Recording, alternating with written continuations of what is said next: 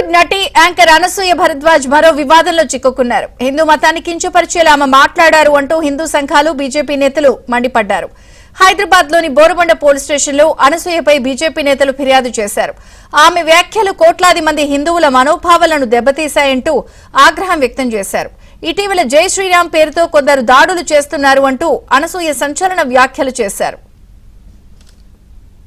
దేవుడి ఫోటో పెట్టుకుని జై శ్రీరామ్ అనుకుంటూ జై హింద్ అనుకుంటూ వందే మాత్రం అనుకుంటూ మీరు చేసే పనులు అకృత్యాలు ఉన్నాయిరా బాబు. నీకు పని పాట లేదు, ఇదే వేరే వాళ్ళ మీద పడి ఏడవడం ఏంట్రా? బెటర్ లైఫ్ రా. మరోవైపు అనసూయ వెనక్కి తగ్గేది లేదు అంటున్నారు. తన వ్యాఖ్యల్ని కొందరు వక్రీకరించారని చెప్పుకొచ్చారు. తాను ఏ మతాన్ని, సమాజాన్ని, విశ్వాసాన్ని కించపరిచే ఉద్దేశంతో మాట్లాడలేదని వివరణ ఇచ్చారు.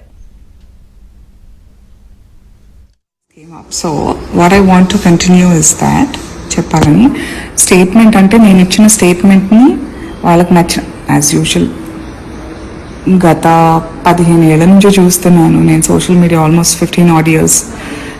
చెప్పింది ఒకటైతే వాళ్ళకి నచ్చింది ఎడిట్ చేసి వాళ్ళకి ఏది ఎంటర్టైనింగ్ ఉంటుందో వాళ్ళకి ఎలాంటి వ్యూవర్షిప్, వ్యూస్, లైక్స్ ఎట్లా వస్తే దాన్ని కట్ చేసుకుంటారు.